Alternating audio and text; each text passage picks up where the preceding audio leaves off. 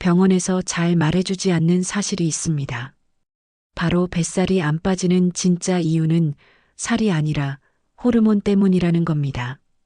여러분, 혹시 이렇게 느껴보신 적 있으세요? 예전엔 조금만 먹어도 살이 쏙 빠졌는데 요즘은 굶어도 걷기를 해도 뱃살만은 요지부동이라고요. 저도 마찬가지였습니다. 가슴에 돌덩이가 얹힌 것처럼 답답했죠. 아무리 운동을 해도 배만 툭 튀어나와 있으니 사람이 위축되더라고요. 거울을 볼 때마다 한숨이 나왔습니다. 옷을 입어도 배만 도드라져 보이고요. 그런데 끝까지 보셔야 합니다. 오늘 영상 마지막에 뱃살이 빠지는 호르몬 회복 루틴을 알려드릴 건데요. 하루 단 10분이면 됩니다. 이 루틴은 국내 연구에서 60대 이상에게도 효과가 확인된 방식이에요. 여러분의 몸이 살이 빠지는 모드로 바뀌는 원리를 아주 쉽게 풀어드릴게요. 많은 분들이 운동을 해도 뱃살만 빠지지 않는다고 하세요. 식사량을 줄여도 마찬가지죠. 왜 그럴까요? 바로 호르몬 불균형 때문입니다. 중년 이후에는 몸의 대사 시스템이 변하거든요. 젊었을 때처럼 단순히 먹는 양과 운동량으로만 해결되지 않아요. 특히 배 주변 지방은 다른 부위와 다릅니다. 스트레스 호르몬이 쌓이는 곳이에요. 밤에 잠을 제대로 못 자도 배에 살이 붙습니다. 불규칙한 식사를 해도 마찬가지고요. 이 모든 게 호르몬과 연결돼 있습니다. 그래서 오늘은 운동이 아닌 호르몬 균형에 집중할 겁니다. 어렵지 않아요. 누구나 집에서 할 수 있는 간단한 루틴입니다. 특별한 도구도 필요 없고요. 지금부터 제가 직접 경험한 이야기와 함께 하나하나 알려드리겠습니다. 여러분도 충분히 따라 하실 수 있을 거예요. 많은 시니어분들이 뱃살을 빼려고 운동부터 떠올리십니다. 하지만 국제보고에 따르면 중년 이후의 뱃살은 70%가 호르몬 변화 때문이래요.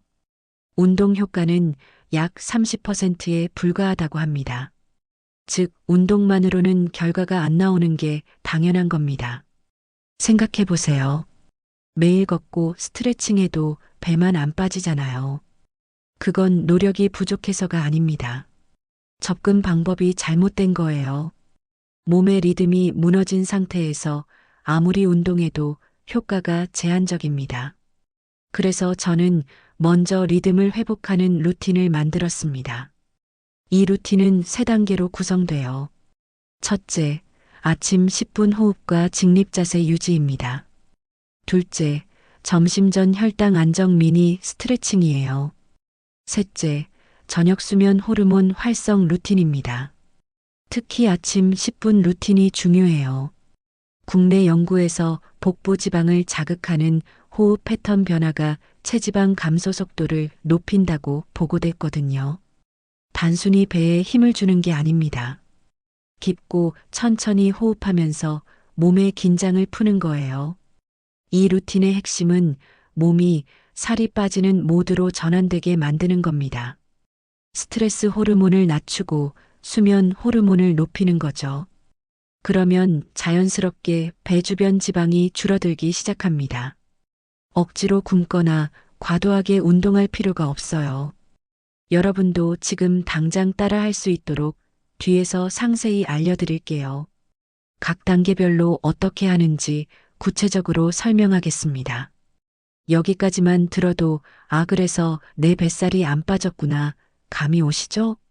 제가 이 루틴을 처음 시작했을 때가 기억나네요. 반신반의했습니다. 이렇게 간단한 걸로 정말 효과가 있을까 싶었거든요. 그런데 막상 해보니 놀라웠어요. 몸이 가벼워지는 게 느껴졌습니다. 아침에 일어났을 때 배의 묵직함이 달라졌어요. 사람들이 가장 많이 하는 오해가 있습니다. 살은 먹어서 찐다는 거예요. 그런데 중년 이후엔 좀 다릅니다. 국제조사에 따르면 50대 이후의 복부 지방 증가 최대 요인은 스트레스 호르몬 증가래요. 바로 코르티솔입니다. 식사량 변화보다 이 호르몬 불균형이 배에 지방을 붙게 만든다는 거죠. 많이 먹어서가 아니라 몸의 균형이 깨져서 살이 찌는 겁니다. 특히 배 주변은 코르티솔이 집중적으로 작용하는 부위예요.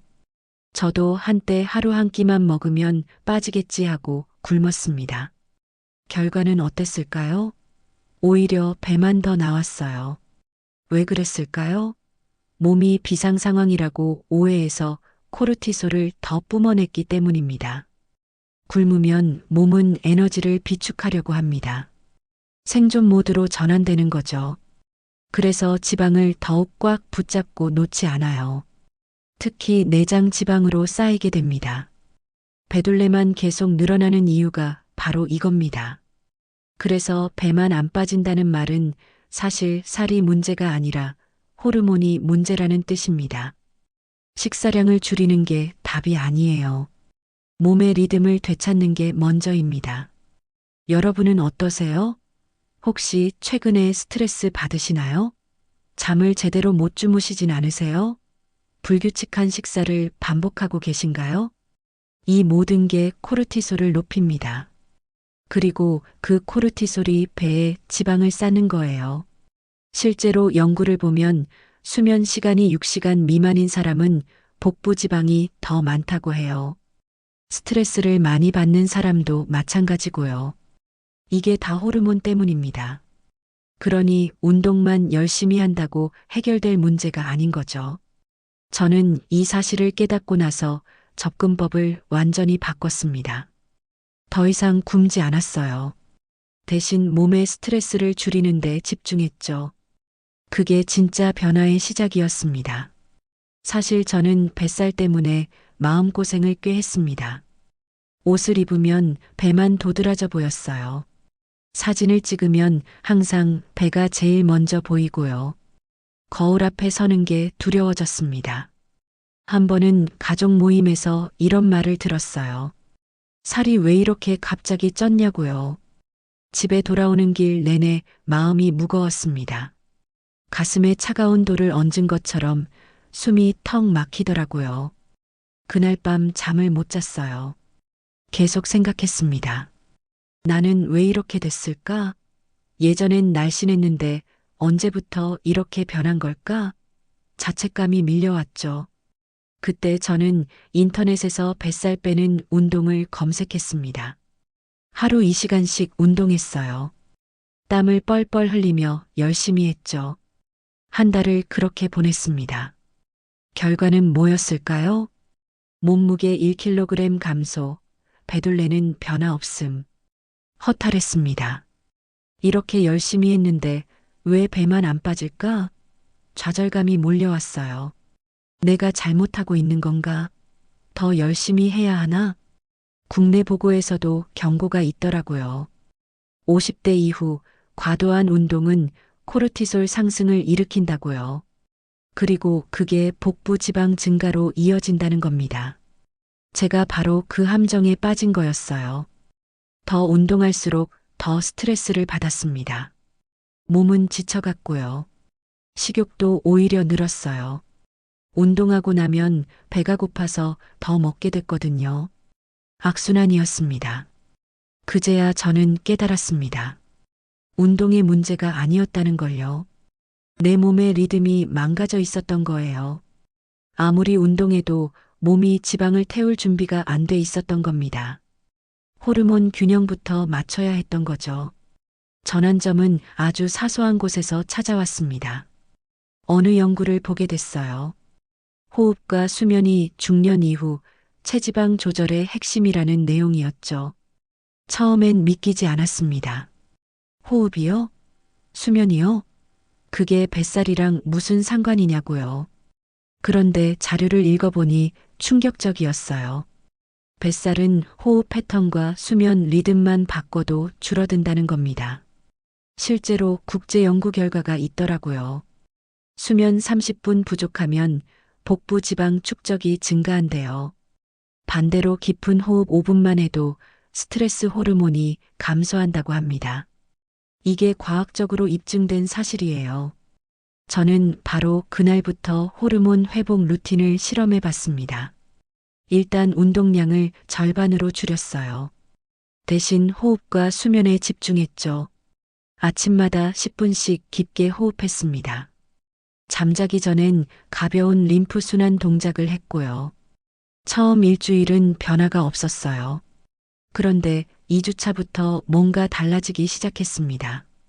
아침에 일어났을 때 배가 가벼워진 느낌이었어요. 묵직하고 팽팽하던 게 부드러워졌죠. 3주 만에 놀라운 변화를 겪었습니다. 배둘레가 약 2.3cm 줄었어요. 숫자로는 작아 보일 수 있지만 체감은 컸습니다. 옷을 입었을 때 확실히 달랐거든요. 아침 배 묵직함이 사라졌습니다.